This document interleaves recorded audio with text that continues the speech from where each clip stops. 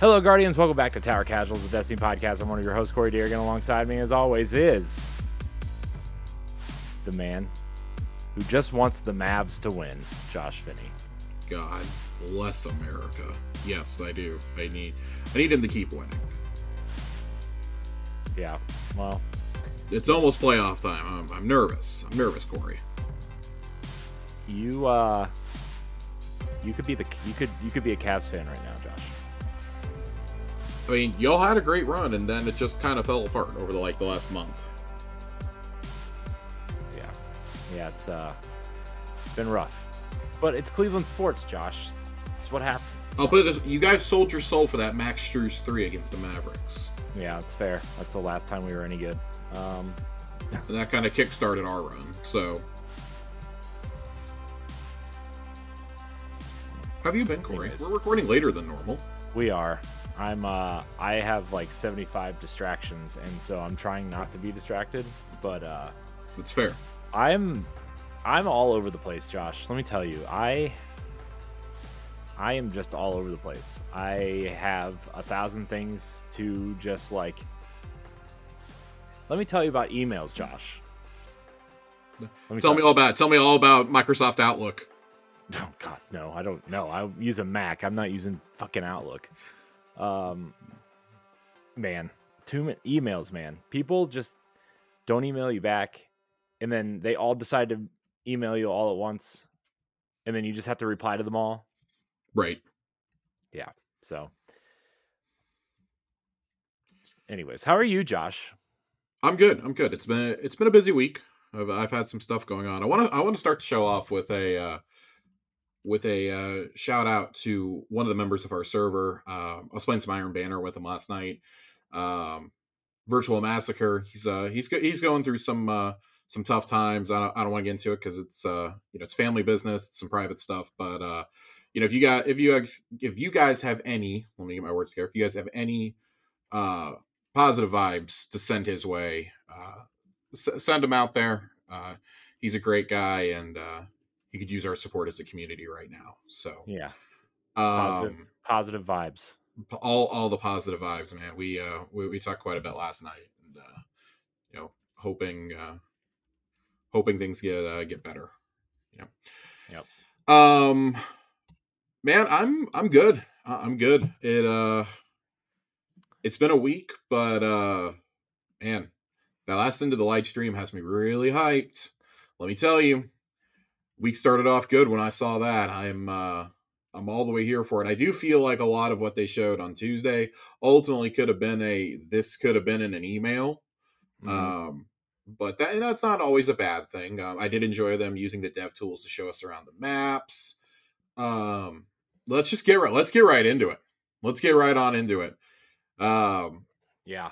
The headliner obviously is that the Whisper mission and 0 Hour are both coming back.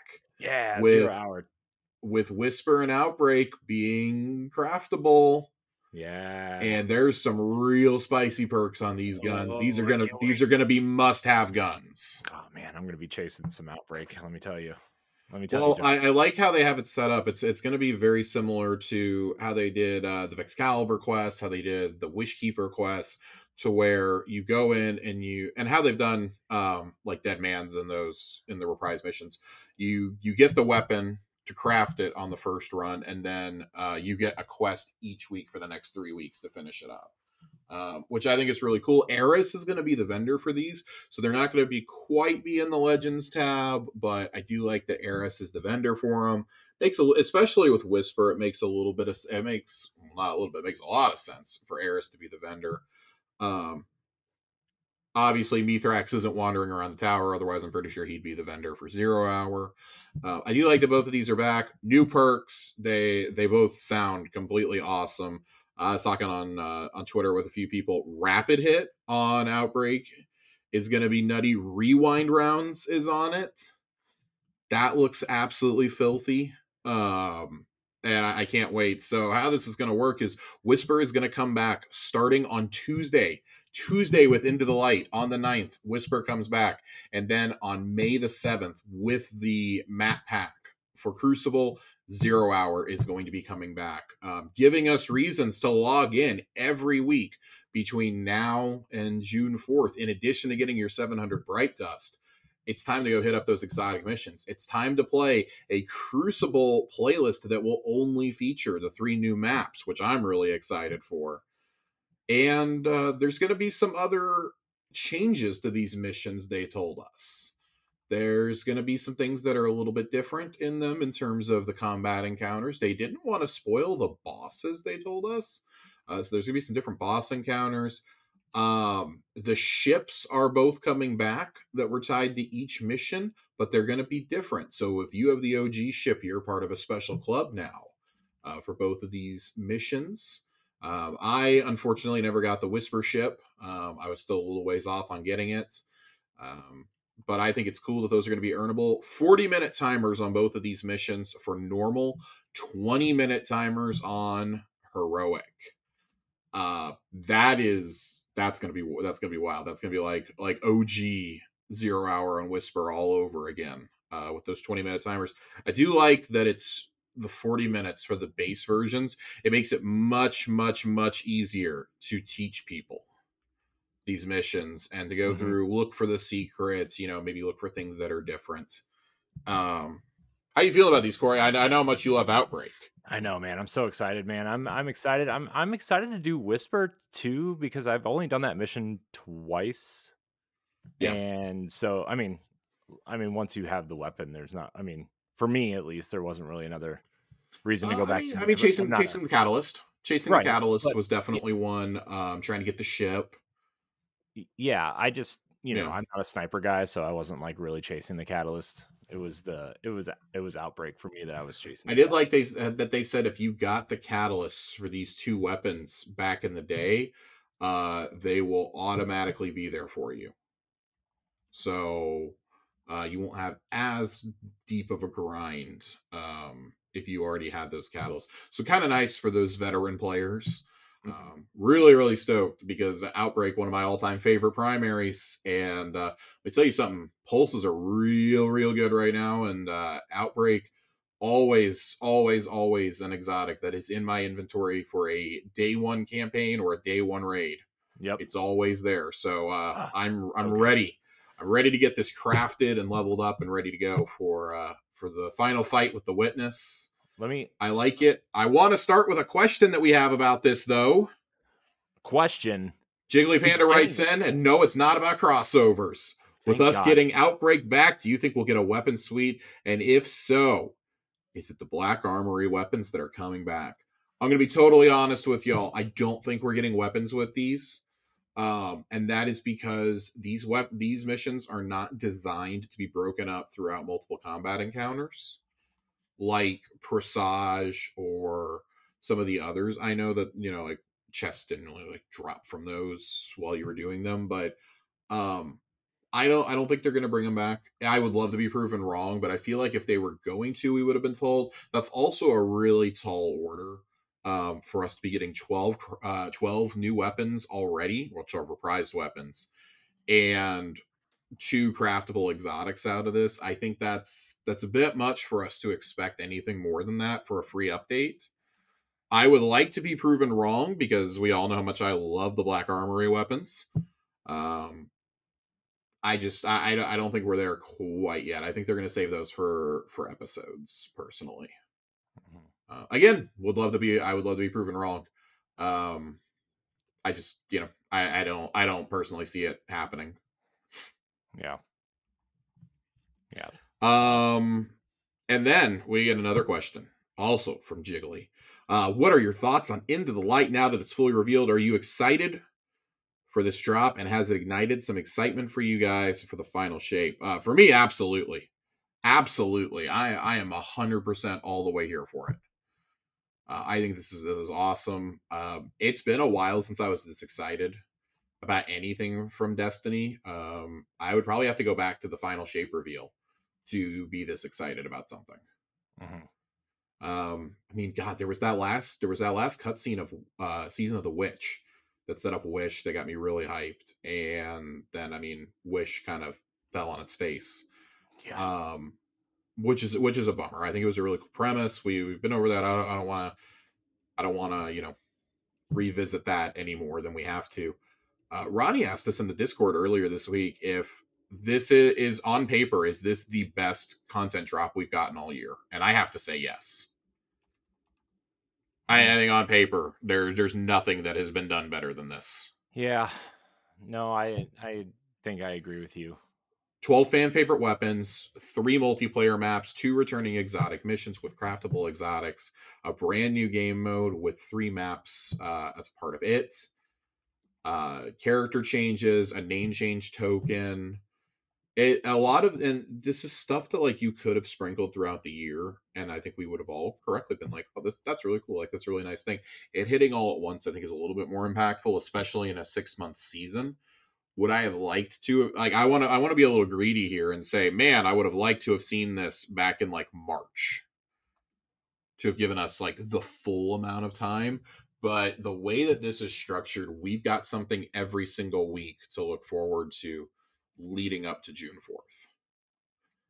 And I mean, like, obviously for those who like grind and play a ton of this, like that, those reasons are going to kind of taper off about mid-May outside of like logging in to do 0 hour. But for the very least, all of April is there. And I haven't even hit on the number one thing that I've seen people talking about. Those of us who love grinding in this game, the Pantheon. I'm so stoked to hear more about this. This is the thing that is there for those of us who love the endgame grind, who love raiding, who like GMs, who like challenges. This is for us. Yeah, this is a mode that I like that they're kind of making explicitly clear off the bat. This is not for everyone. Yeah, which is good. Like they need stuff like I this. I feel like obviously when Destiny 2 came out, they tried to make everything for everyone. And then I feel like they overcorrected the other way. And then they kind of overcorrected again. And they've kind of hit like a little bit of a sweet spot. But now like making the stuff explicit and being like, look, this is for these people. Yeah. And we're not going to apologize for it. Right. That's like they understand like who the audience is at this point. Like, a lot of us who have been playing for a very long time are those, we want those challenges. And I think like in a way, this is like kind of a send off to a lot of us. That's how I'm choosing to see this. Yeah. But they've touted adept weapons, special emblems to indicate how far you get in it. They have teased exotics. I'm very, very, very interested to see what bosses are in here, what's different on these gauntlet challenges. I'm very ready to check this out. This drops on April 30th, and they said they're going to give us more details before then. I actually kind of would have loved if they hadn't mentioned it at all to us, and they had just dropped it. Yeah. Or like announced it the Thursday before or something. Mm-hmm. I think that would have been so cool to hold off on this until the 30th. Until the very end of the month and tell us like, oh yeah, by the way, we've got one more thing for you guys. So we found out there's a title to earn during all of this, the Brave title. Definitely going to be here for that. I'm really hoping that the insignia is just Shax's helmet. This is the other horn. No, the insignia needs to be the other horn. It's just the horn. I guess like when I think about this event, like, and this is obviously all on paper. We haven't gotten to play it yet. Next week, we're going to talk a lot about Onslaught. Going to talk about the first 6 weapons of the suite.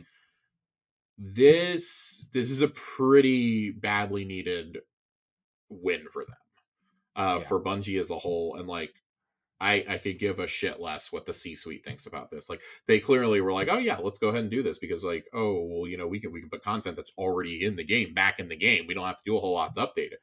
Mm-hmm. Like, oh well, we'll get all sorts of players back because Craftable Whisper, Craftable Outbreak, like all these fan favorite guns, especially Mountaintop and Recluse coming back, and Luna's Howl is coming back. Like, oh, we'll get all the PvP players super interested in those. And like, meanwhile, the people there who are the developers who are passionate about making good experiences are like, oh, thank God.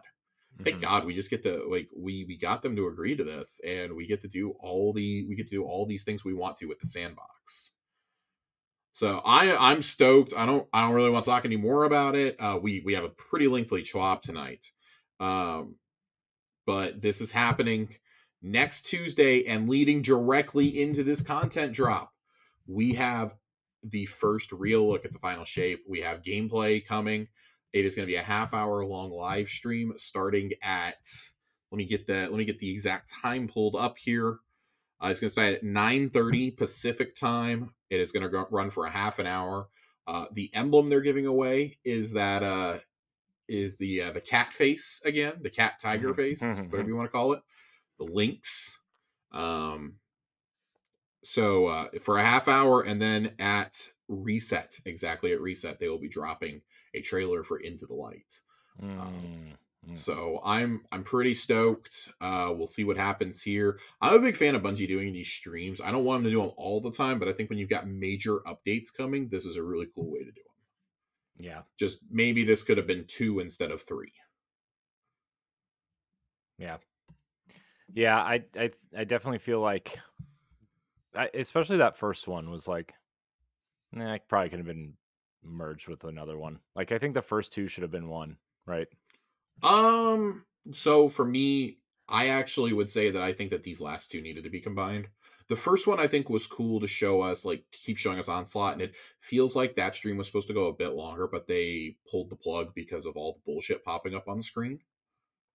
I actually think we would have gotten some of the rolls if that shit hadn't started. Like, maybe would have seen some of the loot drops, and maybe explain some of these other things then. So that's a bummer. All right, Corey, we got to move into this Schwab. Yes, we got to move into this Schwab. Schwab. Big Schwab. Big Schwab. We've already talked. Oh, also, New Light is now skippable. The New Light tutorial is skippable. Oh, thank God. Nobody ever has to see Shah Han ever again. Did you see? I heard the quip they made about it. It was really funny. There was an article somewhere that said you never have to talk to Shah Han again, and it was just like this big, like, crammed X over Shah Han's face. Oh my gosh, the worst Jesus character in Christ. God, if he disgusting. Dude, if he we have an update. We have an update from the PvP strike team, which pretty big, and then we got some Into the Light weapon balance changes to get to. I'm not a huge fan of the changes that they're talking about here. The comp changes I'm actually okay with. We're removing Survival and Countdown Rush and replacing them with 3v3 Clash and Collision. And for Collision, we've changed some zone placements on maps such as Dead Cliffs and Vostok. For Clash, we are swapping the ammo meter system for the ammo crate system. Okay, so the ammo crates, I'm not totally opposed to them in here. I am very opposed to them in Trials. We have a lot to talk about with it in Trials. But they give an explanation here. The benefit of the crate system in Clash specifically is it continues to promote map movement and helps to de-incentivize passive team play, which can occur when there are no on-map objectives that otherwise encourage flow in and out of engagement zones. This change will result in a small net increase in special ammo availability in comp compared to the ammo meter system, while still being an overall reduction from the pre-update 7.3.5 respawn values. So, okay, I can understand it for comp in a mode where there's usually not an objective, right? Trials, however, I want to know what fucking feedback they heard, because they say, we've heard the feedback the special ammo economy in Trials, while improved, doesn't feel quite right just yet. Shut the fuck up. There's no way. Yeah. There is no way. Like, okay, there's probably some tweaks you can make, but I'm going to tell you something. I played a decent amount of Trials since they put the changes in. The change that they are about to propose here, I think, sounds absolutely awful. I've not seen a single PvPer happy about this. And if they're not happy about it, the casuals aren't happy about it, axe this shit before you even get it out the door. The first week of Trials for update 7.3.6, we will be running what we refer to as the unrestricted special ammo crate system, where all 4 ammo crates spawn every round, 1 by each team's initial spawn and 2 in neutral locations. And players who have special ammo will drop it on death when they are killed. We will use this to draw a baseline for an upper limit of special ammo in Trials. The second week, we will be moving to a restricted version of ammo crates, where only 2 crates spawn each round, the ones by the team's initial spawn. While players will still lose special ammo on death, they will not drop special ammo bricks. This variant will end up with special ammo availability being between the current ammo meter system values and the previous respawn values.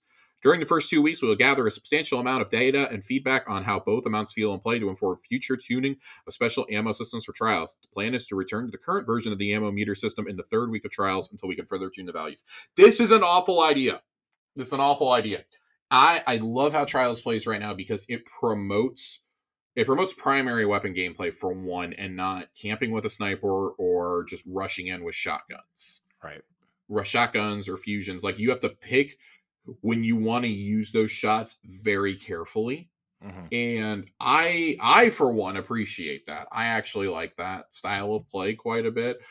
I lean towards primary style of play to begin with. I don't like this. This is, if they implement ammo crates in any way like this, then I think that especially if it's that first one, that first week of trials is going to be damn near unplayable. Yeah. Because that is promoting a return to let's grab our special and let's grab our special and camp the lanes. Yeah. Which is awful. Get ready for Cloud Strike to come back, guys. I don't like this. I like the idea of people having to go in and, fight over a point, or, having an objective they got to push towards, where you can't just hang out in the spawns. And I understand that that's not going away. Okay, cool. It still promotes, I can just rely and crutch my shotgun and my fusion every round now and not have to worry about picking my shots carefully. Like, if I waste my shots, okay, well, I can pick it up when somebody dies, or I can pick it up out of my spawn every single round. Yeah. I don't like that at all. The second week is not any better, in my opinion. I still think that that's terrible. Spawning it every round is a mistake. Now, I think if you wanted to spawn a special crate on, like, I know heavy spawns round 4. If you wanted to spawn special like round 3, like maybe round 3 and round 7, maybe I would be like, okay, I could understand that. Mm-hmm. But that would be about it. And it damn well better be that restricted version if you do it. Yeah. I don't want to see it on death. I actually think Trials has been so much more accessible to everybody. And I'm not, like, again, we just talked about, like, how Pantheon is something that we need. Like, we need an upper level experience. And I understand, like, Trials and Comp need to be those upper level experiences. The problem with Trials being the upper level experience is you have to make it accessible to some degree, because you put so many weapons in that mode that are, like, top tier weapons. Like, Summoner is maybe the best primary in the game right now. Yeah. Especially with the new wildcard trait. Well, it's not new, but it's now a Cassioid frame, so you have the wildcard trait on it. Same with Messenger. Messenger still hits like an absolute dump truck. But you want a new role with that perk on it. We've seen Immortal be in there. We've gone through these cycles before, and that's my only issue with it. Is if there weren't weapons locked behind it, I'd be like, sure, tune it to your heart's degree. Make it to where it's just a mode for sweats to go in and beat the shit out of each other. Fine. Mm-hmm. The problem is you put so many weapons behind it every season. And more often than not, like this last year kind of notwithstanding, they're pretty good weapons. So it leaves the question of, well, what do we do then? And you have to find this middle ground of providing a challenge for your top players, but also making it accessible. That's always going to be the flaw of Trials. It's a very cool idea. It's a very flawed system. Yeah. So, we'll see how that goes. And then they're going to improve the not swap modifier, which will now remove ability energy if you change the ammo type of a weapon in your kinetic or energy slot mid-life. We are implementing this change because being able to quickly and freely swap between weapons mid-engagement nullifies the downside of using a weapon with limited ammo and pushes the risk versus reward proposal out of balance for making those choices. To clarify, this means you can swap between weapons with the same ammo type without a penalty. For example, if you have conditional finality in your kinetic slot, you can swap it to Eye of Soul or any other special ammo weapon in that slot without losing energy. But if you were to swap to Immortal or any primary ammo weapon in that slot, Slot not swap will trigger and drain your ability energy similarly to if you had swapped a part of your subclass or exotic armor piece. This should prevent occurrences of players running special ammo weapons and swapping to primary immediately after using their ammo. So I do like that. I like that change. It is like, no, you got to commit. You got to commit to this shit. Like, I even caught myself doing this this last 2 weeks ago when it was Cauldron. I caught myself doing this. So yeah. I like this. I like this change. And then there are some TOS. There's some TOS changes here.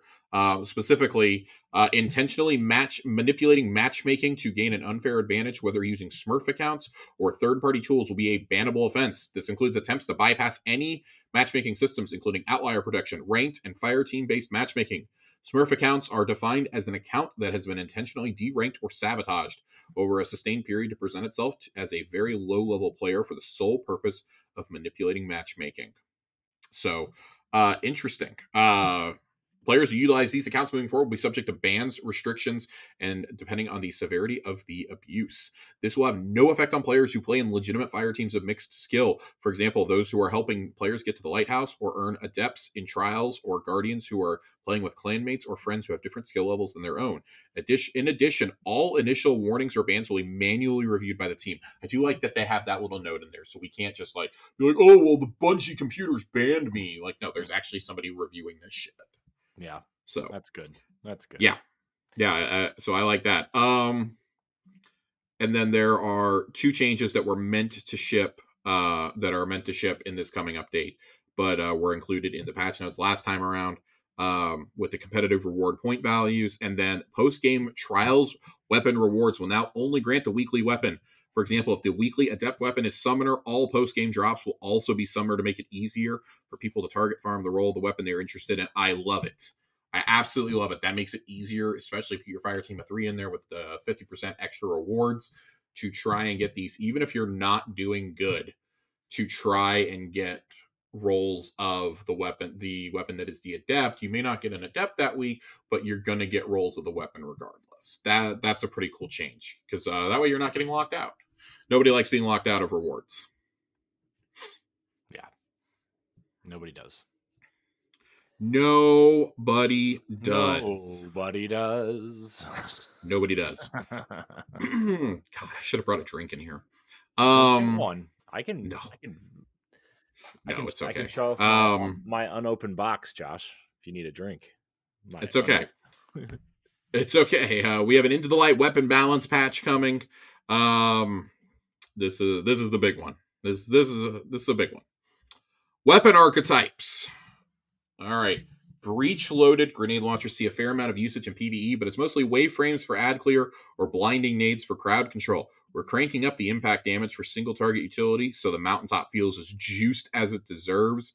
At the same time, the current radius on disorienting grenades is larger than reasonable for the amount of ammo these have, so we're reining that in a bit. Impact damage was increased by 40%. This works out at roughly a 15% damage buff, though total damage varies on the blast radius stat. And disorienting grenade radius, both damage and disorienting, has been reduced by 15%. Lightweight bows base damage increased by 6%, except for Le Monarch and Wish Ender. Thank God. Thank God. Precision. Those are your 450 RPM auto rifles. Have had their base damage brought down by 5%. And then, here we go. Hand cannon changes. Because we have Luna's Howl coming. Ooh. So we gotta rein these in just a tiny bit. 180 RPM and 140 RPM hand cannons needed a small tweak to how forgiving they are, particularly with explosive payload perk on adaptives. The same is true of some pulse rifles and rapid fire scouts. So, hand cannons, precision hand cannons, have had their base damage increased by 6%. That means they can 2 crit, 2 body, low resilience guardians again, and more easily get 3 critical hits with damage boosts. And adaptive hand cannons have had their body shot increased by 1% and critical hit damage increased by 4%. Also allowing for the same thing. Pulse rifles, rapid fires, increased body shot damage by 3.5% and crit hit by 1%. Lightweights, body shot damage up by 6% and crit hits by 3%. And adaptive 5 and 2 respectively. So very excited for that. As an avid pulse user, as somebody who is very, very, very excited for the coming pulses that we're about to get. All right. And rapid fire scouts increase base damage by 2%. Yeah. Yeah. All right. Exotics. We got a few exotic tunings here. So pretty excited here. Whisper of the Worm is coming back and will be craftable, so we wanted to ensure it's a meta pick for damage. Its DPS is already respectable, so we've increased its reserve ammunition, substantially increasing sustained damage potential. Increased total ammunition from 18 shots to 24 before any reserve mods. That's huge. That's another 6 shots of one of the biggest DPS dealers in the game. I love it. This might be one that we want to use for that raid crawl. This might be one we're keeping an eye on. 1,000 Voices already delivers massive damage per shot, but you run out of ammo so fast it's hard to justify bringing it compared to other high damage options. Increased total ammunition from 7 to 11 before reserve mods. Is it coming with a free Slurpee? Ooh. This is one that had a lot of folks kind of up in arms today, and I think it's because the wording is very poorly here. Quicksilver Storm is one of the top PvE primary weapons since it's shipped in Season of the Plunder, but the time has come to dial it back a little. With these changes, it is slower to build up grenades, and the grenades deal reduced damage. This is where it's not explained well. Given that previously one magazine would give you 3 grenades and each grenade hit like a heavy grenade launcher, it's still a very strong option. Basically what they're trying to say is it's now going to take you 3 magazines to give you 3 grenades. Because it says increased shots to trigger rockets by 50% and reduced grenade area of effect damage versus combatants by 37.5%. The best way I can kind of sum this up is those grenades, if they were hitting like a heavy grenade launcher, it makes sense why they got to rein this in, because they just buffed those for edge transit. And we don't need this thing being even more out of control, essentially.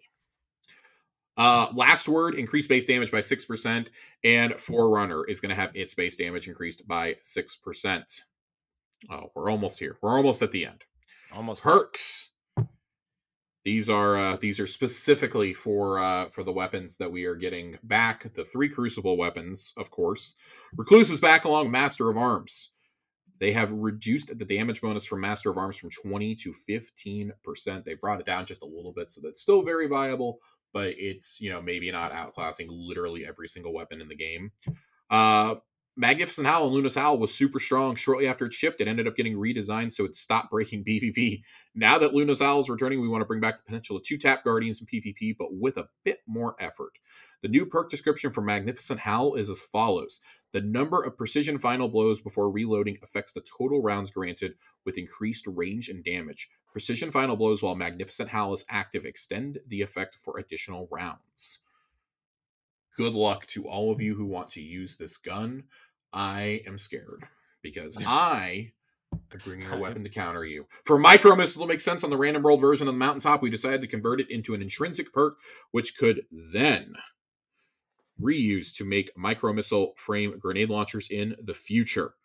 We also really didn't want to return to a Mountaintop PvP meta, so this version can no longer one-hit kill in PvP, but the improved impact damage reduces it, or increases, not reduces, increases viability in PvE. Giving it a more unique role, it can now be used as a rocket-like jumping tool. We expect some epic movie of the week contenders with this one. We, of course, talked about the redesigned Micro Missile last week. Not going to go into that again. You can listen to that last week. And then Permeability fixed an issue where this perk was causing the Slammer Sword to get stuck on strand damage type. There's a couple Crucible-only changes here. Flinch can have a randomizing effect on duels, so increase the reward for skilled gunplay. We've reduced flinch on primary weapons across the board by 15%. Sunshot has had its increased precision damage by 11%. Wish Ender reduced base damage by 5%. And then there are some weapons that have had incorrect ammo amounts from rewards and crates, which we don't have listed here. Overall, sounds like a pretty mild balance pass, honestly. The big excitements are the breach, of course, the breach loaded grenade launcher changes. That's really exciting. I like the redesign, Master of Arms, Magnificent Howl, and Micro Missile perks. I'm excited. I'm real excited to get in there and get my recluse on Tuesday. I'm going for it right away. Everything's being focused as recluse until I get the role I want.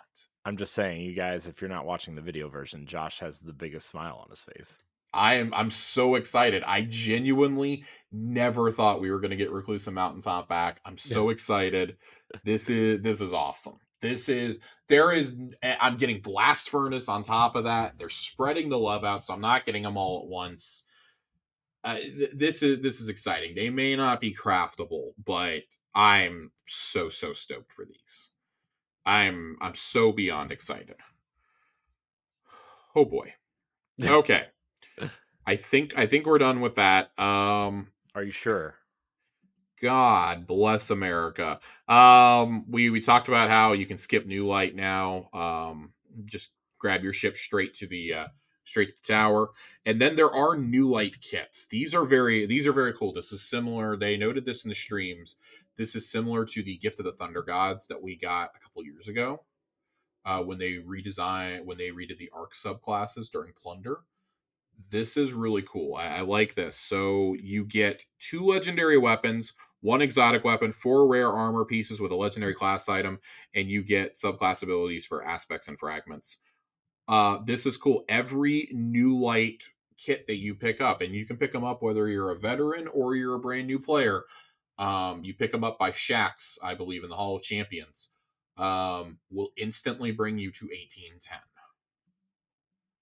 Because they want everyone to be at light going in to fight the witness. That's very cool to me that we're getting that just handed to us. Also, make sure you're totally ready for onslaught and for anything that may get thrown at you in the course of your gaming adventures. I really like this. I think this is cool. Curious to see what the exotic weapons are going to be for each. I don't really have any guesses there. But I think that's cool. And in addition, New Light kits will also grant players a short quest that, when completed, will grant them a piece of exotic armor. These are available to all players, so whether you're a New Light looking to gear up, a returning player looking to step into the sandbox, or a veteran looking to jumpstart a new character, Ikora will help you prepare for the fight against the Witness. Very cool. These kits are themed around specific subclass fantasies. They'll provide players with a shortcut to build crafting, giving them taste of that sweet space magic. 9 kits in all, 1 for each light subclass. Player can claim 1 per class. Enjoy. I think it's cool. I think this is awesome. Nice. And some really cool artworks for you if you so desire. This is some of the cool subclass artwork that they used to have in the game that got taken out. So very excited to see all that back. Iron Banner is back this week. There's a little bit of controversy around these weapons, Corey. Yeah. Specifically, earning them is a pain in the ass. Yeah. Well, The Tusk of the Boar grenade launcher and the reprised Multi-Mach CCX submachine gun. We have seen reports of players get entirely through a full reset of Iron Banner rep and not get a single one of these to drop from any of the Ingrams they've turned in. I saw somebody say they had turned in 68 Ingrams yesterday and did not get a single one of either weapon. yikes. That is infuriating. And then you've got people like Joe who log in, and the first match that they play, they get a multi-mock, or my buddy Phil who logged in and got a Tusk of the Boar on his very first drop. Of course. Why not? I didn't have to wait too long to get the multi-mock. I am still waiting on a Tusk of the Boar. Multi-mock's still really good. Still a really awesome weapon. We actually have a question about Iron Banner, which is why I wanted to get to this. Cade 6 writes in, do you think Bungie needs to address the drop rates of some of the new weapons in Iron Banner?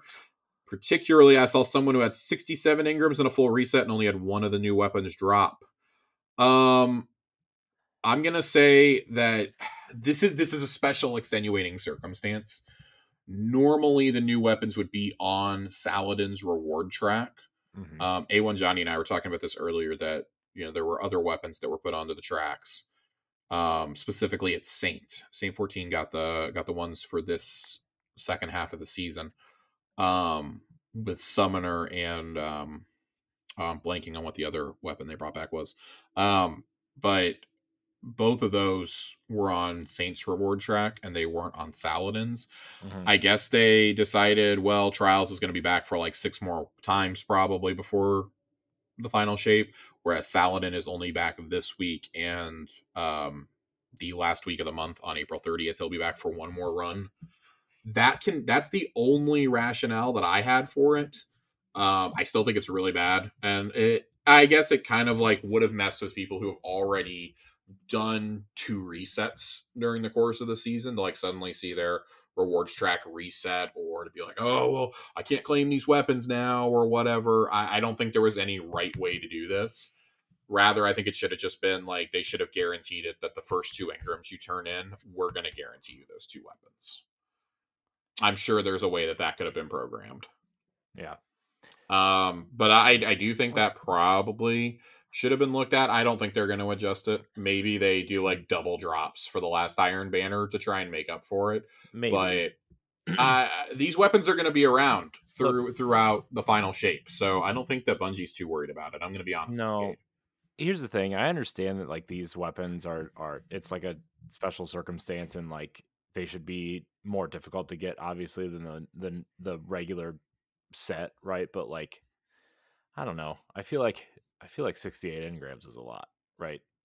To not get one. I mean, that's some extraordinarily terrible drop luck. Right. The average player is not turning in 60 something Ingrams and not getting a drop. I also think it should be pointed out that once you get them in your inventory even once, you can specifically focus for those weapons. That is an option. Yeah. Um, which is what I plan on. Once I get a Tusk of the Boar, I actually plan on focusing only because I'm not a huge breach loader guy. I mean, I have Mountaintop coming, so listen, I got to save myself. Um, I plan on focusing some multi-mocks and some lethal abundances. I have not played very much Iron Banner yet this season, so I did not have a lethal abundance until today. When I claimed it for my rewards track so I could reset. I did not realize I had not claimed it, and that was part of the reason why I wasn't getting drops from my Ingrams for it. There's some really, really great Iron Banner weapons, guys. If you haven't been playing Banner, really encourage you, if you're listening to this right when it drops, go in and play it. If not, man, I hope you're in there on the 30th, because there are some great weapons available to you right now. I can't speak to Tusk of the Boar, but Multi-Mach is as good as ever. I was swapping between that and this is going to sound a little sacrilegious. I was swapping between that and Summoner earlier, just kind of going off with some friends. Last night I was hanging out, whole group of us from the podcast Discord. We're running around rat kinging. That was a lot of fun. Rat King. Oh, it was disgusting. It was absolutely an abomination, but it was a lot of fun. Banner is fun for the first time in quite a while. I like the tribute mode. Still like classic control a lot. I was having a good time. I'm very happy with where Banner is as a mode currently. Yeah, the weapons could be tuned a little bit, but who fucking cares? Weapons can always be tuned. Who fucking cares? You're gonna have a chance to earn these. I will guarantee you these are gonna be on the reward track for the first Iron Banner of the final shape. Also, Yeah. to be like, hey, if you were one of the guys who got kind of screwed, here you go. I also think it's curious that they haven't announced an Iron Banner for May yet. That like April 30th is just gonna be the last one. Maybe that's because they want you to like just really focus down on Into the Light stuff, which I don't blame them. You're gonna have that. You're on Pantheon. You got the exotic missions going. There's almost certainly going to be a final story mission, and I would wager there's going to be a live event on June 3rd.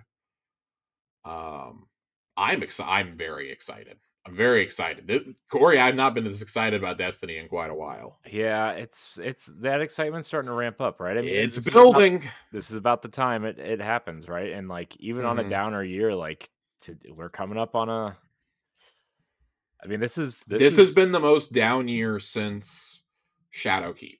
Yeah, I think the year of Shadowkeep was Shadowkeep leading to Beyond Light was pretty bad. Yeah, but also like Season of Arrivals, like that end, the end. Well, the end, but I mean, never forget that season. Shadowkeep was a bad expansion. It's the worst of the major expansions.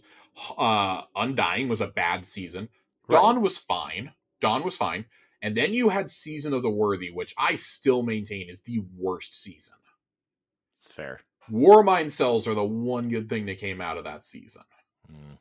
And I think we got, is that when we got Grandmaster Nightfalls for the first time? I think that's when we got Grandmasters. So we Was got it two things out of that were good. Arrivals was good partially because it was so unexpected. right? But it And I was think also like, part of the other reason why we love Arrivals so much is I think a lot of us remember the raids as they were getting ready to be sunset, mhm, getting all the raid rewards, getting the double weapon drops out of it. Like that was so cool. It was mhm. the most raiding I've ever seen the Destiny community do at once, and we've never even gotten close to it since. Yeah. So I also tie Arrivals to this show specifically, I think. I do too. I do too. I mean, and it was at a time there weren't. I mean, God, you think back to that. You think back to the summer that Arrivals came out, and there was nothing because it was summer 2020. Mhm. Everybody was playing Animal Crossing. Yeah. Like it took until I think September of that year for there to be like any like actual competition to players' time who people were playing Destiny. They if that had been a dud season for Destiny, this game may have died years ago. But Yeah. instead, Arrivals, still heralded as one of the best seasons ever, Mhm. drops. And it's really cool. And then like in September, you get I think you got Fall Guys and Phasmophobia went into early access, Grounded went into early access that summer. All these games people discovered Sea of Thieves was actually worth playing for once. Mhm. Of course, we've got the aforementioned Animal Crossing. Um, there really wasn't a ton of stuff if you weren't into JRPGs, because that spring, right around the time that COVID happened, we had Animal Crossing and Doom Eternal both came out on the day that everything locked down. Both those games came Mhm. out. Yeah. Because I remember I was gonna go to Target and go buy Animal Crossing physically so that Chelsea and I could share it, Yeah. and I ended up not doing it because she was like, don't go out if you don't need to. Essentially, she works in a hospital. She was like, even a couple days before everything got shut down, she's like, don't do this if you don't need to. Yeah. Um, so we ended up buying it digitally. Doom Eternal comes out, Final Fantasy VII Remake, and Persona 5 Royale, and then nothing. Like Mhm. literally, I remember we were like, man, when are we going to see the next Destiny expansion? Like we were so used to seeing this stuff in late May, early June, and then they started the trend of we're going to show you the next expansion, and then we're going to drop the season on you immediately at the end. Right. And that was such a big balls move to do Yeah. at the time, and I think we also associate it with they told us about the Witch Queen and Lightfall at the same time, Mm. like billing it as like this is the end of the saga essentially. And of course Lightfall wasn't the end, it was the final shape. Right. um but it's been a journey, to get here. I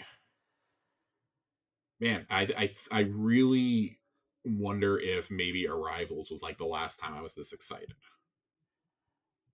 I don't I don't well, no, The Witch Queen I was can't say that. Witch Queen was I was pretty. real excited going into the Witch Queen. Yeah, dude, we were like, that was like an all-time high for me at that That point. was an all-time high for me. I'm not even gonna hide it. The conclusion to Seraph last year is one of the best moments in the history of Destiny. Yeah.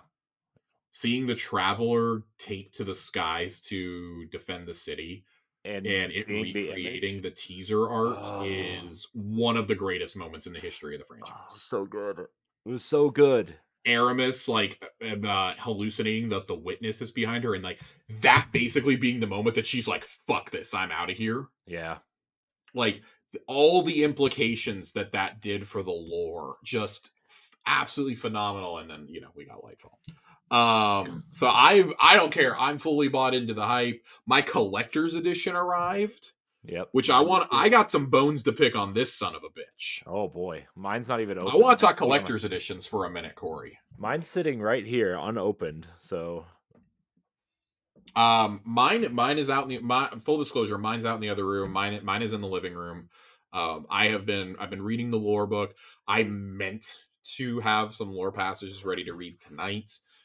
I'm trying to figure out how to structure those right now. I think we're gonna save the collector's edition lore for because I want to see what the Into the Light lore is first when we get to Tuesday.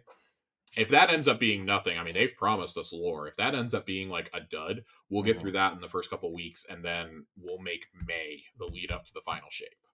Um, the lore. What I will tell you from reading that lore book, first of all, that's the best thing in this entire thing, which that's not shocking. Like the last couple collector's editions, that's been the highlight is the lore books. Yeah. But it's all lore that Ido has compiled about the Witness.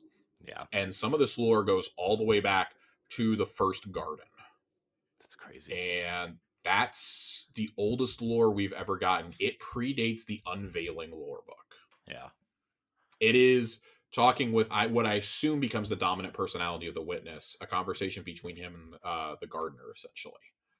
And I think that is fascinating. That is utterly fascinating to me.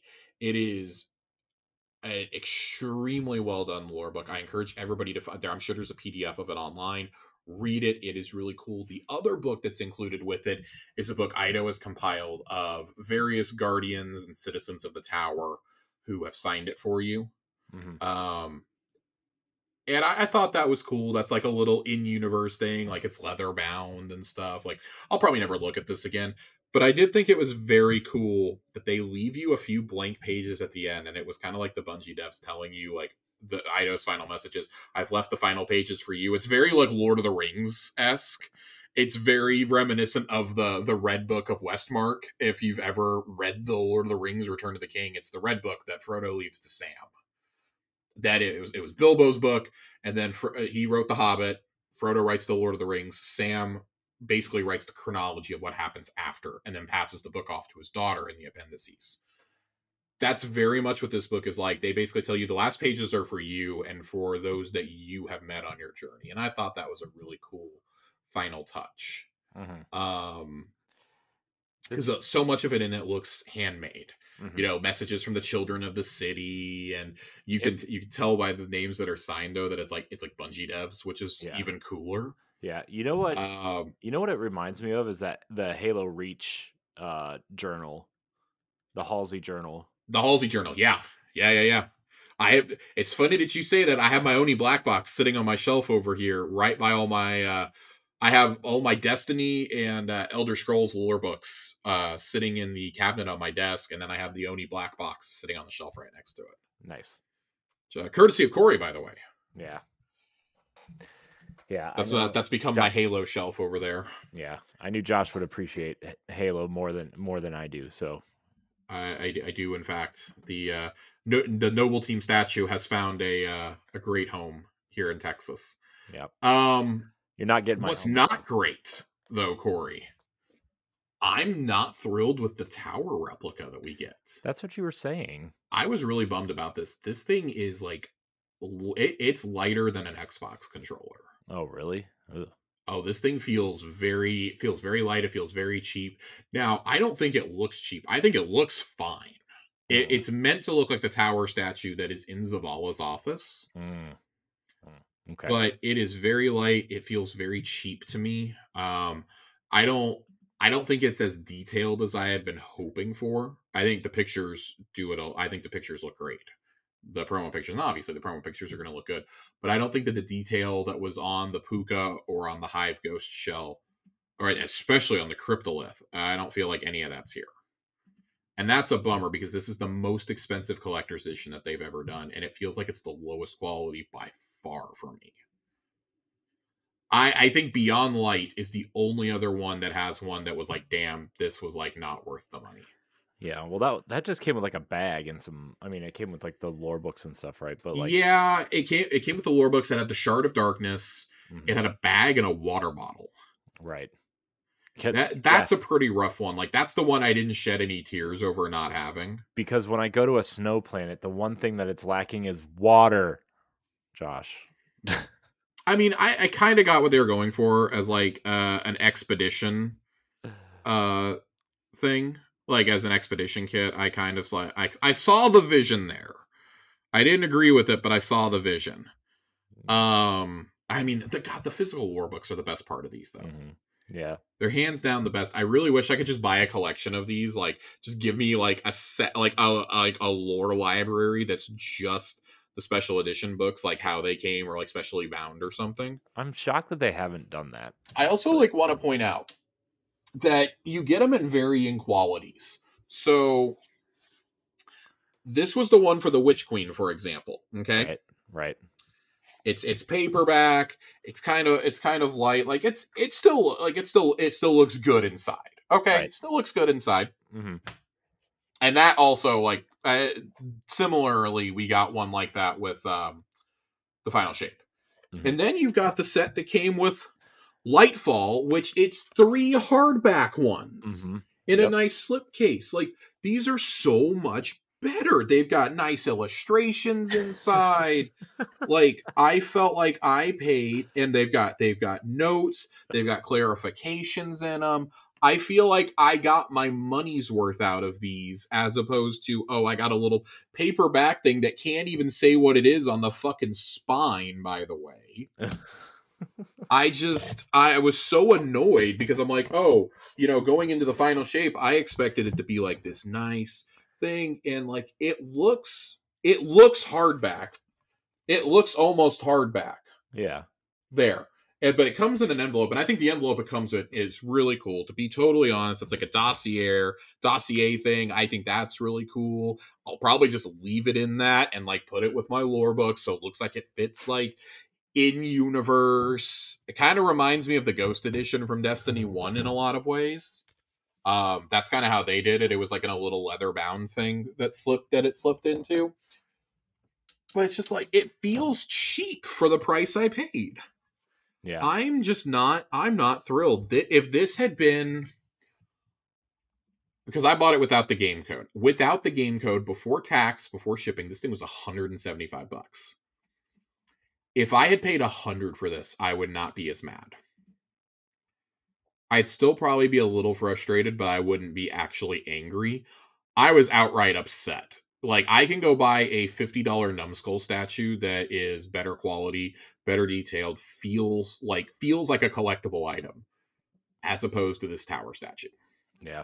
By the way, did you I see the almost K-Log want them to sale? release a tower statue so I can just like put this one in the box and never look at it again. Yeah, I'm actually shocked they haven't like announced another statue yet. They did tease one today. They said next month they're announcing one. Oh my gosh, but I hope it's evolved. Because people, when they started teasing Oryx yesterday, everyone was like, "Oh my god, they're gonna do an Oryx statue," and they did an Oryx plushie instead, which I still really want. But yeah, oh my gosh, dude. Yeah. So I don't have great thoughts on this collector's edition. I'm actually really bummed out about it. It's the most expensive one, and I feel like it's the least bang for your buck since the Beyond Light one. Now it's better than the Beyond Light one. I'm gonna be honest, but for the price increasing by like $50 basically cancels it out. Mm-hmm. I would have to go back and look at like credit card statements, but I'm pretty sure that my Witch Queen collector's edition only cost $100 without the code. At most, it cost $125. I looked at my Lightfall one without the code; it cost $150 last year. Yeah, I knew Lightfall cost $150. I thought the Witch Queen was $150 also, but No, I think Witch Queen at most I think was like $125. Either way, I feel like Witch Queen is like probably the highest quality one that we've gotten for the price in Destiny 2. Yeah. We actually have a question about collector's editions, which is part of why Ooh. I wanted to bring this up no matter what. Tiger Jesus writes in, what are your top 3 Destiny collector's editions, and where does the Final Shape one rank overall? We're gonna save that second question until Corey's had a chance to open his. Yeah. We're gonna save that question for next week, but top 3 collector's editions, not counting the Final Shape, because it's not making the top 3 regardless. Right. Well, you gotta say I'm gonna let this go back to Destiny 1. Yeah. I was gonna say the original Destiny, the big collector's edition with The Ghost Edition. with the Dinklebot ghost is awesome. That's still number 1 for me. Yeah, I have it sitting up there with the rest of my ghosts. Mine is on the shelf behind me, one of my shelves. Yeah. I actually really like the Puka and the Lightfall collector's edition. So I think I would put that probably in my top 3. I don't know if it would be 2, but I mean the Witch Queen one is good. I didn't really care for the Shadowkeep one. I just have it because it's rare, to be honest. Man, I love the Shadowkeep one. The Cryptolith is like the only collector's item from the series, and I'm like, God, I really wish I had that. Yeah. It's back there. I have it. It's cool, but I don't know. The Witch Queen one is pretty cool. So I guess it would be that for Yeah, me. I mean, I think those are probably my top three also. Yeah. I think it's really hard to get because like I'm tempted to bump because I didn't like the puka as much. I like the detail of the puka, but after how cool the Hive Ghost with the music box and like the RFD Mhm. chips was, Yeah. it was really hard to top that one for me. Yeah, that's Um, fair. I would actually, I can't believe I'm gonna say this. I'm actually really tempted to put vanilla D2s in there because I love the Cabal box that the lore books come in. Oh. I think that was really cool, and I like the if you bought the Ultra Collector's Edition, you got the Hawthorne bag. Yeah. Yeah, nobody wants I Hawthorne. thought that was really cool. All those years, it was on clearance on Amazon. I just never bought it. It was like $60, and I never Mhm. bought it. And I again, it's one of those regretful moments because I just wanted the Cabal box out of it with the lore books. That's all I wanted. This one. Yeah. So when we talk about there's varying levels of quality to the physical materials, like that should be the standard for something I'm paying $170 for. Yeah, this one's pretty good. That is like the bare minimum. Oh, that's not even the bare minimum. The bare minimum is the Lightfall one that I showed y'all. This is what it should be if I'm spending that much money. Yeah. It should allow me to put all my little like physical materials in there. I should be able to put the Vanguard dossier. I should be able to put the patch that I get. I should be able to put the note from Ido. I should have a slot to put the leather book into. Like I should be able to put all that into like a compact little like it almost looks like a book going on my shelf. Yeah. I wish there was like There's no excuse. There's no excuse for that. yeah. I should not be able to go out and buy a $20 grimoire book and get better quality than what I'm getting in a collector's edition. Right. I This also is think the one that you're showing on camera right now is the Taken King, correct? yes. So this one Again, another box really well done. yeah, and it has like this like it has It's Cade's journal. yeah, it has Cade's journal and inside is a strange coin somewhere. Yeah, you get a strange coin, and I think there was a map too, wasn't There there? is a map. It's folded up right here actually. So this is the kind again, like if I'm paying and this was only a $100 collector's edition, keep that in mind. Yeah. It came with a steelbook. It comes with all that. It came with the game, obviously. Like, this is stuff that if I'm paying $170, I expect this level of quality. Yeah. This is a good So one. I'm very disappointed, like to the point where this is probably my last Destiny Collector's Edition, regardless of what they do. Yeah. Because it doesn't feel worth it to me. Like, it would feel worth it if it was like, I don't know, just a nicer set. Like, I know that I'm going to get a digital soundtrack as part of it. Why can't I get a physical? Why can't you throw me a physical CD in there? Yeah. You I know, don't why can't you throw me a physical CD? Throw me honestly, like I know not a lot of people. Well, I know a lot of people use vinyl records. Throw me a 9-inch or a 7-inch. Excuse me. Throw me a 7-inch record with the Destiny theme on it and like the Tower theme or something. yeah. That would have been so cool for a Final Shape Collector's Edition. Mm-hmm. You don't have to give me any music that's from the vinyl shape. You can just give me like the tower themes on a vinyl record, like a 4-song EP. Yeah. You can give me that. Like Mm-hmm. there are so many things that I feel like you could have done to make a cool collector's edition and you just didn't. Yeah. And that's a shame because I think that they've made so many cool ones for so many years, like going all the way back to the Halo 3 Master Chief edition. Mm-hmm. Like I feel like Bungie has just always made good collector's editions. And it was kind of like Beyond Light was like this weird, like, okay, they didn't really do a good one here. And now it's like, damn, I'm like, this is really disappointing for the price that it was.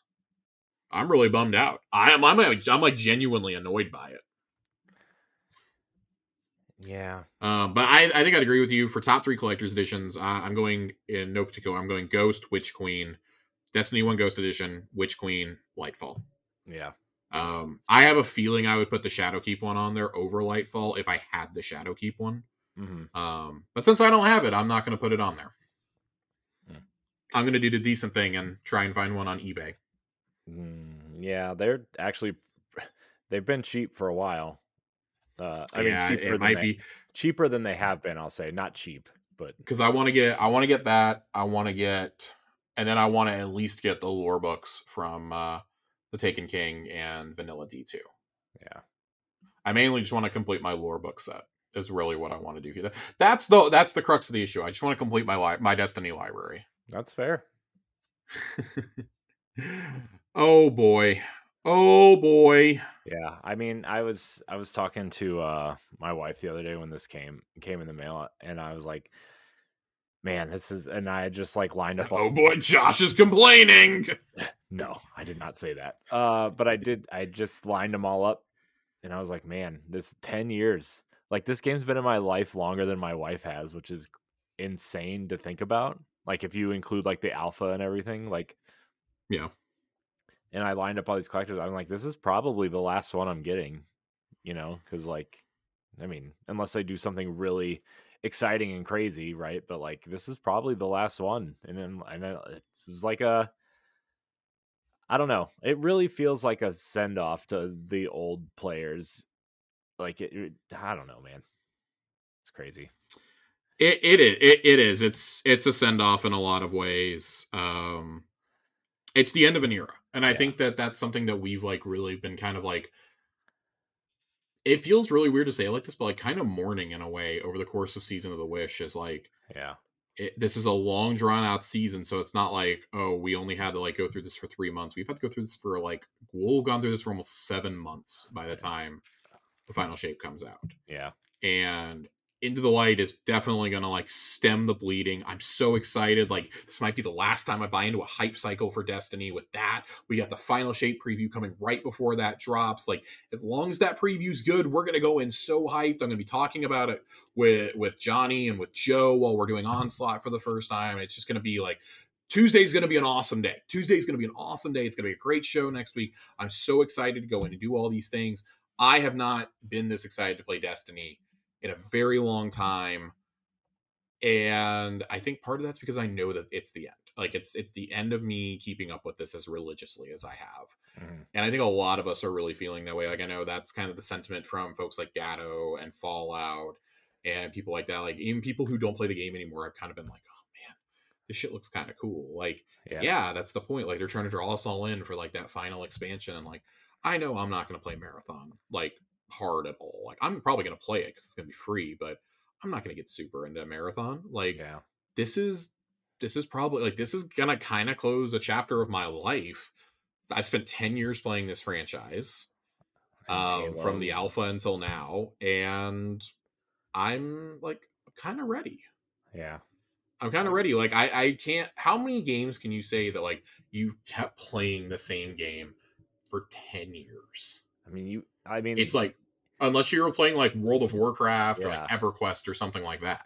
yeah. I mean, that would be the only equivalent, and I've never played either of those. So I mean, I, Yeah, like I mean, some sort of MMO. yeah. It's like a bittersweet thing. Like, you know what I mean? Like, Destiny's just been a Yep. part of us for so long, and like, I mean, I mean, obviously we're still gonna check in and stuff because it's just gonna be there. But like, like you said, it's it's not gonna be like it has been. So No, and that's okay. yeah. Oh, I really want to emphasize that that is okay. Like, I think we're not the only folks in the Discord and who listen to this show that are like they're thinking that way. Hmm. They're like, okay, I've spent 10 years playing this. Like, that's a third of my life, man. Hmm.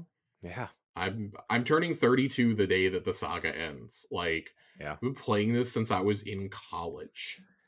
Yeah. I mean, I was Like, I had playing. just started my final year of college when D1 came out, and I remember skipping class the day it came out. I skipped class, and I had a because y'all know I had two major surgeries that year. I was like, oh man, my leg is hurting real bad. I just don't know if I can go to school today. And that was because I had stayed up playing D1 all night. Yep. That I just like made up a bullshit excuse as to why I couldn't go to classes that day. And so and then but I'm good enough to prop myself up in bed and play, and like I went on another like 10-hour binge playing D1. Um and it was like, oh, this is what this game can be. Yeah. I think I cut class for my first vault run too. Mm. And it's just like I would go, and then like reset day I would go to I would go, and I would go to physical therapy. I would come home, hop on, and it was right at reset time, and boom, we were running Crota run. We were doing Crota runs right at reset every Tuesday. Because I had Tuesday off from class, Yeah. and it was just, I will forever have great memories of this franchise. Yeah. It's yeah, I agree. It's a special time, but all good things come to an end at some point, Corey. Yep. Yep. So All good things come to an end. We have questions before we get out of here tonight. we We're do. no lore corner tonight. I told y'all I was trying to plan one out, but I want to see what the Into the Light lore looks like next week before I figure out a course forward for us. We have a lot of questions tonight. Yeah, there's a ton. I want to start with a question that we did not read last week that I promised that we would get to. Ooh. I got to find the thread from last week, actually. No, we didn't delete it, did we? No, we did not. All threads are archived. Hail Hydra last week asked us a question for next week. It's really two questions. If you could bring back one planet from D1 or D2, what would you pick? I would either pick Venus for its aesthetic or Io because I feel like there's so many massive story threads that got left behind there. I mean Io for me. I would, yeah, I would say Venus just for the sheer fact because that's where obviously Elsie is talking to somebody, right? There's a lot of like mystery still for for that story, and like I don't know, I want to see what's going on there. So my whole problem with like the story from Venus is I feel like so many of the threads that we would have picked up there outside of like the Vault of Glass, obviously, I feel like so many of those story threads got picked up by the logs that we find on the Veil containments on Neomuna, the story of Maya Sundarush specifically. Yeah, That's one of the major story threads that people wanted forever, was that the Ishtar Collective, and I feel like the stories on Neomuna really did a lot of what we would have explored and found out about in the archives on Venus. yeah, that's fair. Um, I would love a world in which we like gift Venus to the Elixni going forward. I think that would be really cool. Or those who don't want to travel home to Reese, Yeah, because I do still pretty firmly think that's happening. Because that's actually a great follow up. Because Hydra's second question is, if you could add one planet we haven't been to in Sol or out of Sol, where would you choose? Some thoughts on the design or factions present will be fun to hear. Reese is going to be my choice every time. yeah. I mean that's Um, that's the most interesting at this I think it's point. the most plausible. Yeah, We already know that Aramis is trying to get back there. She's basically decided if she's gonna face the end, she wants to be with Aetheris and she wants to be at Reese yeah, if the end of the universe is coming. So I think that sets her up to be a character in the future. yeah. And we know that things are not done between her, Mithrax, and Ido either. Uh-huh. Um, so I do pretty firmly think we're going to explore that in the future. Yeah. And then we have so many questions this week. Um, I tried to sprinkle some throughout the show because it made sense. Hydra asked us a couple questions this week. We already talked about the exotic missions. We don't the changes. We kind of talked about that a little bit. The role, we talked about what we want on those. Are you more excited for Outbreak and Whisper to be craftable, or for the legendary weapons shown last week? For me, 12 trumps 2 every time. Yeah. I can go get great versions of both of these exotics right now out of the kiosk in the tower if I wanted to. Yeah. I agree. As I much as can't go get all 12 of these weapons right. usable in the sandbox. Right. I mean, as much as I love Outbreak, Josh, you know me. Yeah. I'm going to be chasing some of these cuz some of these I just was not playing Right. at the time, right? Like just need to get some of these weapons. So, anyway. Agreed. So, If you were to make the Vex the next big bad, how would you do that? Because in every DLC, they seem to just be the annoying side enemy, like mosquitoes or your annoying sibling, when they could be so much more. See events on Europa. I think a creative choice was made at some point to say we got to punt the Vex. mhm. Um, Yeah. because in Destiny 1, we got a lot about the Fallen and the Hive. We didn't really get anything about the Cabal. Like the Cabal and the Vex were both these big mysteries, and then Vanilla D2 is all Cabal. It's all Cabal. Hmm. And the only time that we really got any sort of Vex was Curse of Osiris. And the Vex have like we've kind of dealt with them like here and there in seasons. Splicer and Undying come to mind. Obviously, they're a part of Wish. I think it's very telling that they're the first episode following the final Yeah. shape in Echoes. Yeah. I do think that that sets them up to be the big bad of the next expansion because we pretty sorely need them. Like we've done everything we can with the other three factions. Let's be totally honest. Yeah. I mean, we've Like resolved the our, Cabal and the Fallen are damn near extinct. yeah, and the ones that are left are kind of our allies now, right? And so, Yeah, and like we're obviously the Hive, we're wrapping that up seemingly with, hopefully. yeah, God, I'm so tired of the Hive. yeah. I mean, as awesome as Savathun and Oryx and Zebu Wrath are, like I'm ready for them to be gone. Savathun was very much the like that was like the pinnacle of the Hive storyline, and I really think that probably should have been the end. Yeah. But I understand, that's the bulk of the Witnesses army is like Hive and Taken at this point, so Yeah. Scorn. Yeah. Um, I think it's interesting that they've drawn all these like lines in the sand of like, oh well, there's different factions of these enemies. Like they all hate us, but like some are fighting for themselves, some are fighting for the Witnesses forces. The Scorn in particular, because we know there's some under the control of Fickrel, some under the control of the Witness. Hmm. Uh, I think if you're going to make the Vex the big bad, you got to deal with that portal on Europa because that Hmm. leads that has long been theorized to lead to the Vex Forge. Hmm. It's like where that they come from. Hmm. I would love to be able to explore that one of these days. I mean, that had been my theory for the Deepstone Crypt is that we were actually going to go through that portal, Yeah. and I would really like to follow through on that. Like, I would love if we just started an expansion right there, and like that was the first mission. Like, we just boot up and we immediately walk through the portal. Yeah. I mean, that would Like we get a be distress awesome. call from Europa by Elsie or something, and like us and the Vanguard are fighting off these hordes and hordes of enemies at the end of the Glassway strike, and then they're like, oh, we gotta go through and establish a beachhead, just like we did with the Dreadnought, Hmm. That'd be and awesome. this idea of like being alone, like behind enemy lines, and like you plant the beacon, and all of a sudden like the Armada is like showing up or something.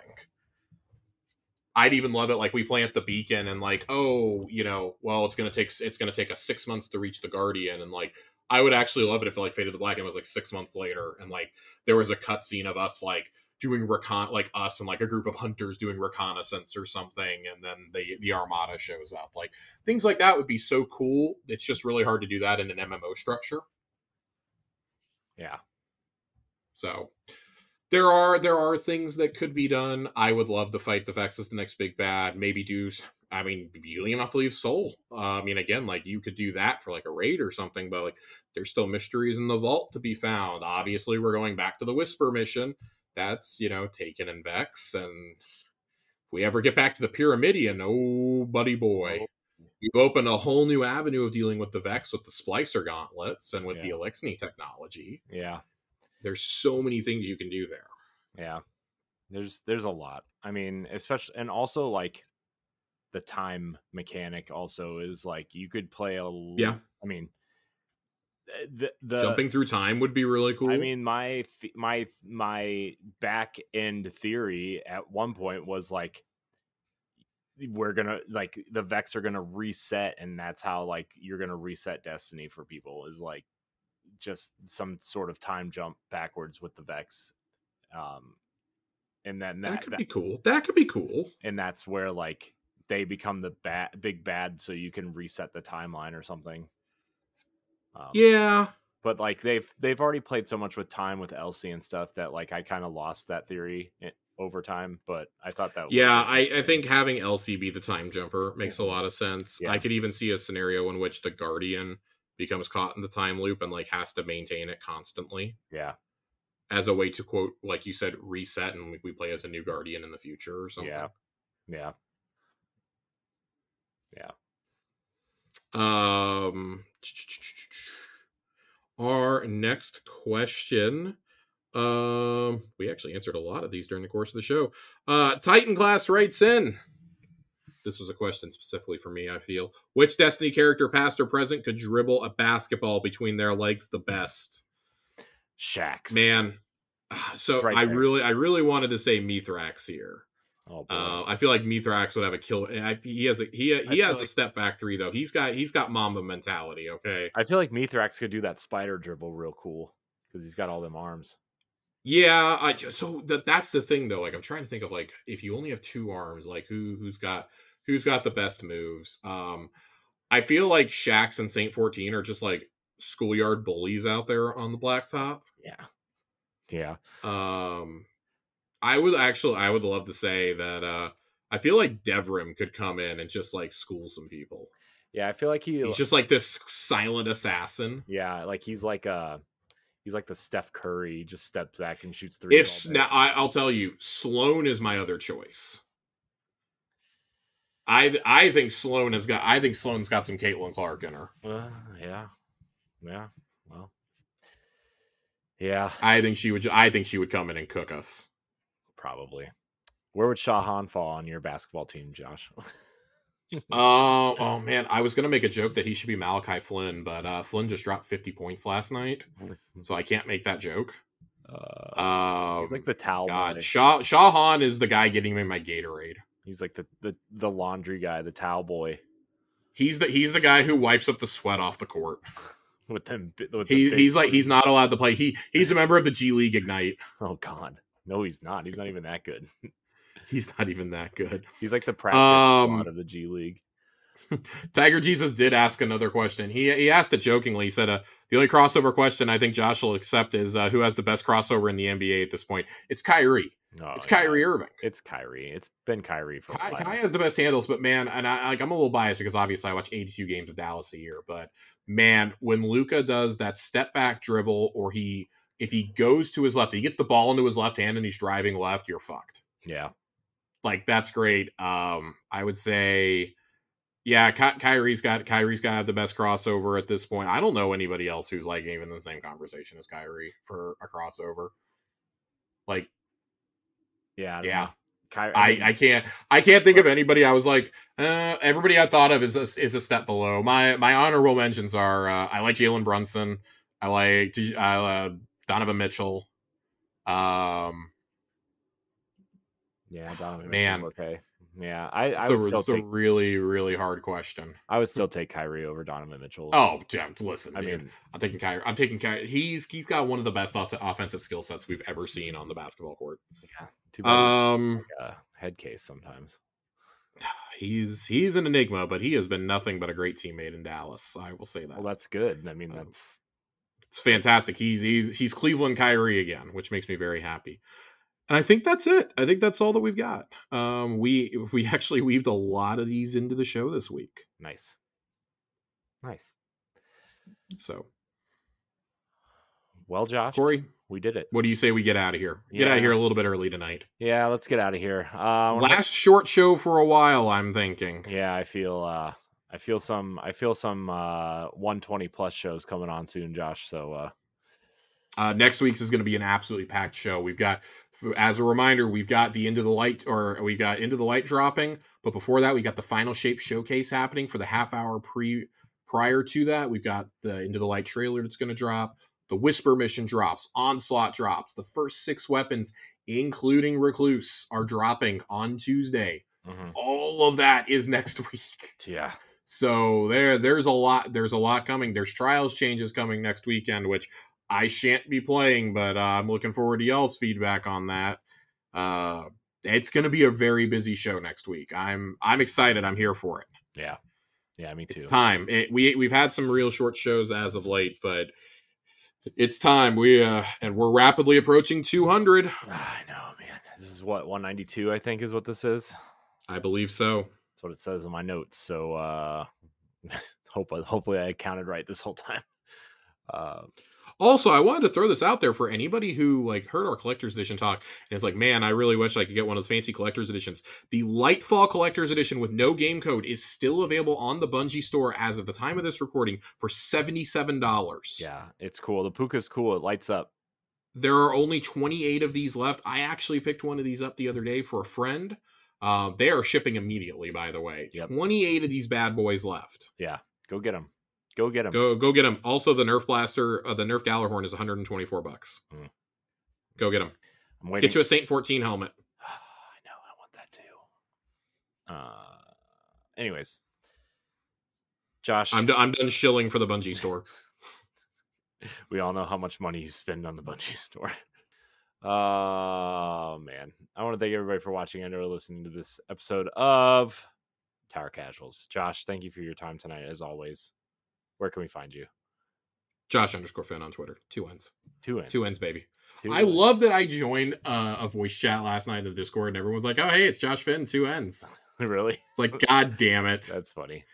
Well, yes, two separate people said that to me. You gotta know though. I mean, I have a brand. Yeah, 2 N's. 2 N's. 2 N's, baby. 2 N's. You can follow me at I am Corin HD. You can find new episodes every Friday. Check out Xbox Casuals every Tuesday. That's it. Join the Discord. Thank you so much for watching and or listening. Until next time, we love you. Goodbye.